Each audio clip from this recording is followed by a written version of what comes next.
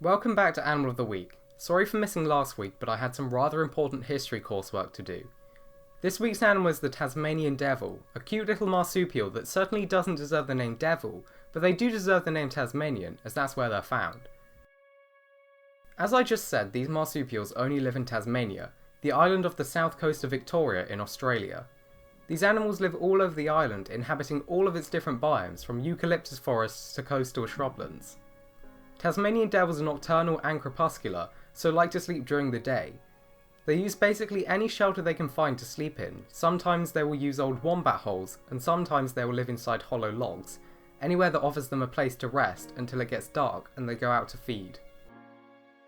Tasmanian devils are the top of the food chain on their islands, since the extinction of the thylacine. But when thylacines were around, Tasmanian devils would prey on their young, and thylacines would prey on devils.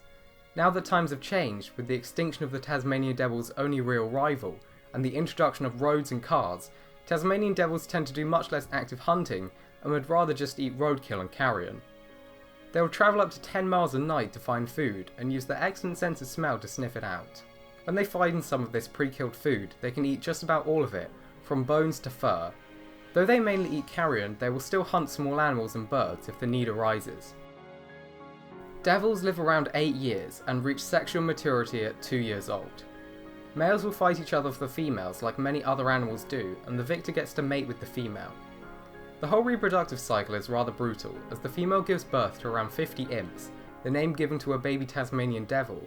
However, there are only 4 nipples, so the newly born imps have to race from the vagina to the pouch and fight their way to one of the only 4 nipples, leaving the other 46 to die, as imps don't let go of the nipple for around 100 days as they grow off the milk.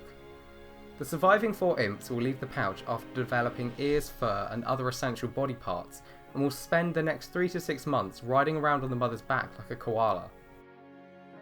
Devils have some pretty common adaptations when compared to other animals. They have a good sense of smell, whiskers, a good sense of hearing, and other common things that make it well adapted to hunting at night.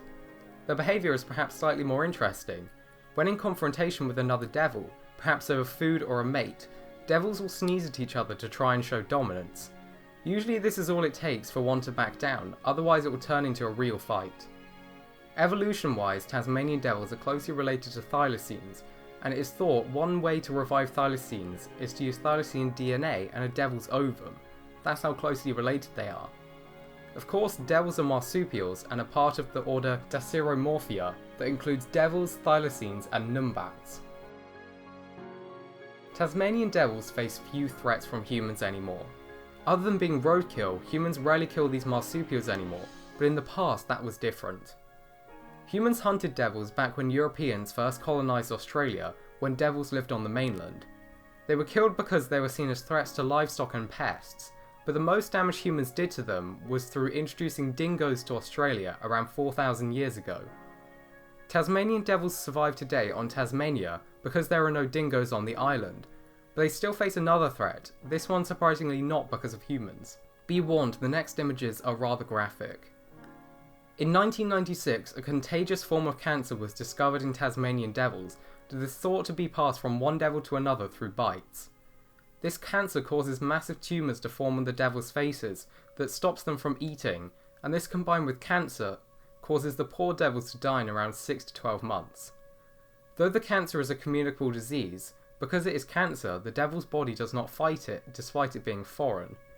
There is currently no vaccine or cure for the cancer, so the only hope for the devils is to have isolated communities that haven't come into contact with it and hopefully build up a new disease-free population. Because of the many threats to the species and the sharply declining population, from around 150,000 in 1996 to half that today, the species is classed as endangered. Thank you for watching this video. I really hope you enjoyed it and learned something new. If you'd like to learn more about our world, its history, and the wonderful life that surrounds us all, please feel free to subscribe to the channel if you think we deserve it, and if you'd like to see more from us.